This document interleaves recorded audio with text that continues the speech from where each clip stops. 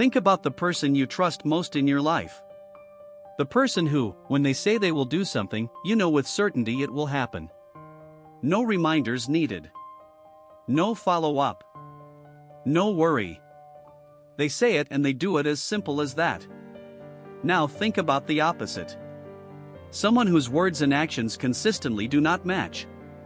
They promise and forget. They have good intentions but do not follow through. After a while, you stop believing what they say, not because you dislike them, but because experience has taught you that their words carry no weight. The truly important question is this: which of those two people are you with yourself? This is the core of Rule 4, if you said it, do it. Not just with other people, and more importantly, with yourself. Every time you promise yourself you will do something and do not do it, you are breaking something very important: trust in yourself.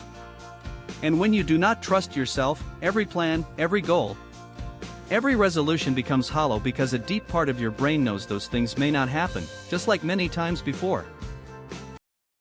Psychologist Nathaniel Branden, who spent his entire career researching self-esteem, pointed out that self-esteem is not built through positive affirmations, it is built through actions that are consistent with what you say you are and what you say you will do. In other words, self-esteem is a product of integrity with yourself. And integrity does not mean perfection. It means that when you say you will do something, you do it. When you cannot, you acknowledge it and adjust rather than disappearing or going silent. But Rule 4 has a second part that is critically important and that many people overlook: even if you fail, do it to learn. This is where most people stop before they even begin, because of the fear of being wrong. The fear of looking foolish. The fear of failure. The fear of judgment. And that fear, if not recognized and overcome, will keep you permanently in the comfort zone of having never really tried, a place where you cannot fail because you have never acted. The problem is, no experience is created in the comfort zone.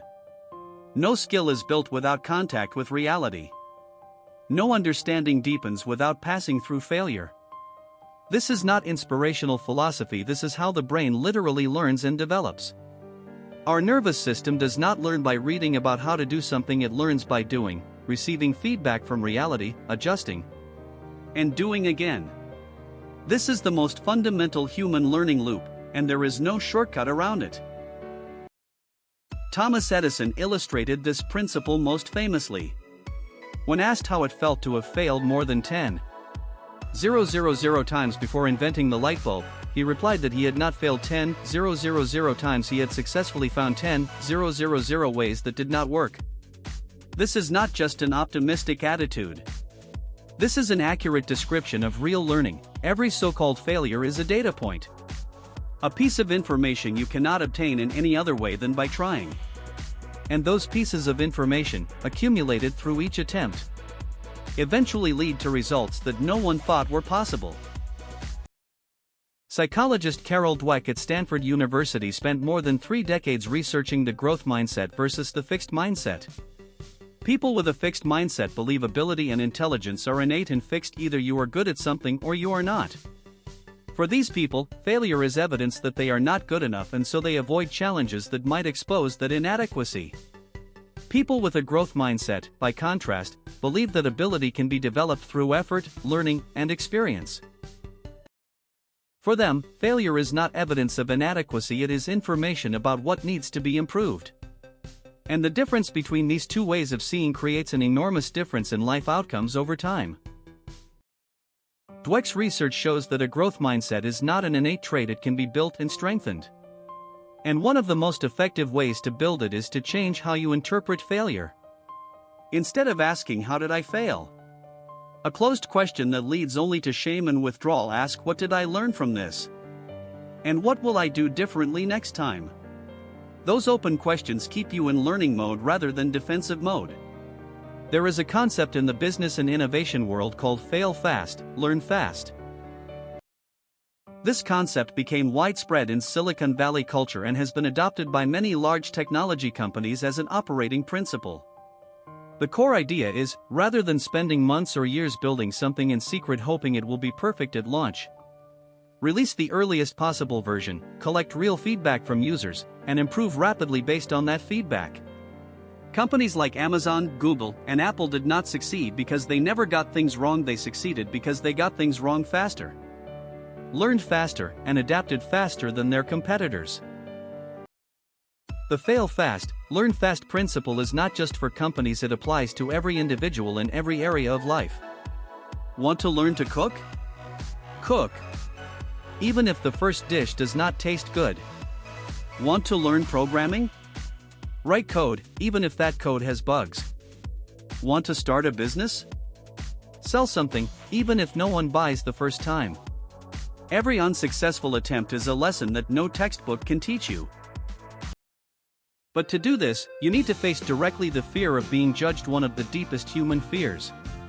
From prehistoric times, being excluded from the community was a death sentence. Alone in the wild meant death. Our brains were programmed to fear the judgment and exclusion of others in the same way they fear physical danger. That is why concern about what others think feels so real and so heavy, even when you know rationally it should not be that frightening. But here is the truth that both experience and science confirm. Most people are too busy with their own lives to actually pay attention to and remember your failures for long. Psychologist Thomas Gilovich at Cornell named this phenomenon the spotlight effect. We think people are paying attention to us far more than they actually are. We think they notice every mistake, every awkward moment, every time we look less than our best. The reality is that people are thinking about themselves.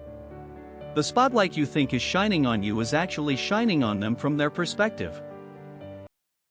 Recognizing the spotlight effect does not mean you will immediately stop fearing judgment. But it gives you a rational basis to challenge that fear when it appears. And over time, as you act despite the fear and realize the world does not collapse, that fear gradually loses its power. There is a concept Brené Brown calls daring greatly, drawing from a famous 1910 speech by Theodore Roosevelt. Roosevelt said that credit does not belong to the critic sitting outside the arena pointing at those who are trying. Credit belongs to the person who is actually in the arena, face covered in dust and sweat and blood, striving and stumbling and getting back up and trying again. You can criticize someone who is trying without trying yourself, but you cannot create anything of real value without being in that arena, with all the risk that comes with it. If you said it, do it does not mean you never change your plan. It means you do not change because of fear or laziness. You change because of new information, because circumstances genuinely shifted, because you learned something that makes the old direction no longer appropriate. This is the difference between strategic flexibility and weak inconsistency. A person with discipline and integrity can recognize the difference within themselves and explain it clearly to others. There is a specific practice that many successful people use to maintain the commitment of saying and doing, the commitment ritual. Before you say you will do something to others or to yourself, pause and ask, do I genuinely intend to do this? Do I have the resources and resolve to follow through? If the answer is uncertain, say I will think about it and let you know rather than I will do it. A smaller certain commitment is always better than a large enthusiastic commitment that goes unfulfilled. But once you have said it, you do it. No exceptions, no buts, no deferring. Learning from mistakes also requires a specific skill, the ability to analyze without self-punishment.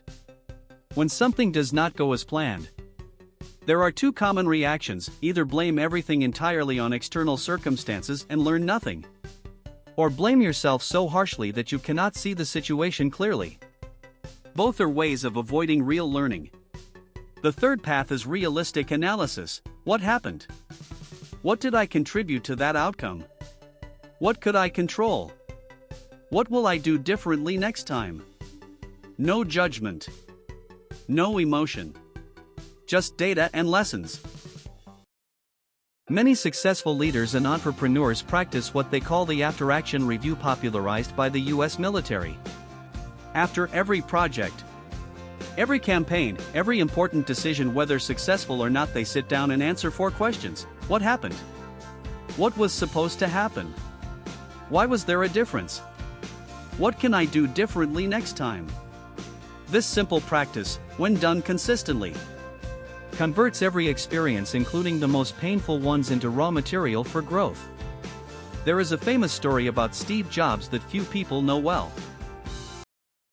In 1985, he was fired from Apple, the very company he had founded. That failure, public, humiliating, and painful, could have been the end of a career. But what happened next is perhaps the most powerful illustration of the principle of saying and doing and learning from failure. He did not stop.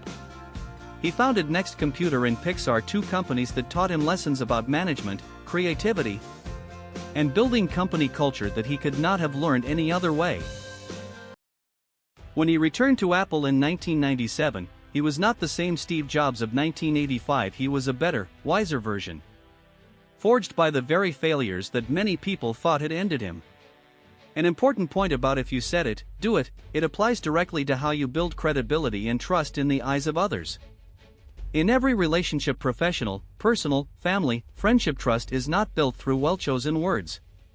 It is built through consistency between words and actions over time. Every time you do what you said you would do, you are sending a message: I am someone who can be trusted.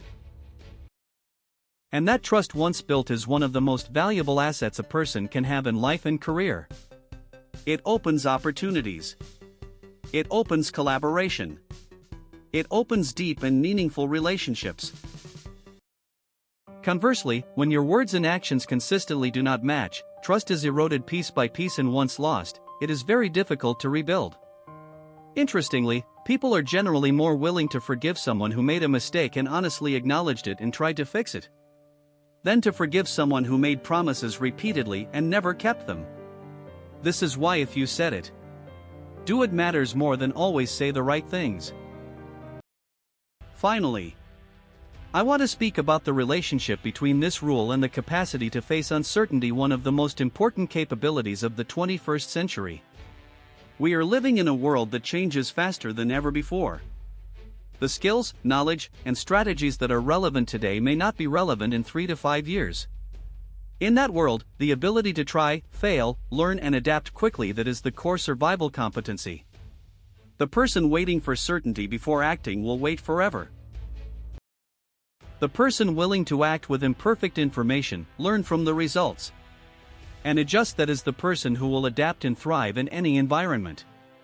If you said it, do it. Even if you fail, do it to learn. Not because you want to fail, but because you know that intentional failure and learning from it is the shortest path to getting it right. Words are the seed. Action is the water. And experience, including the bitterest experience, is the sunlight that makes that seed grow. Like and subscribe so you never miss the next rule. Comment below. What is something you have been holding back from doing because of the fear of getting it wrong?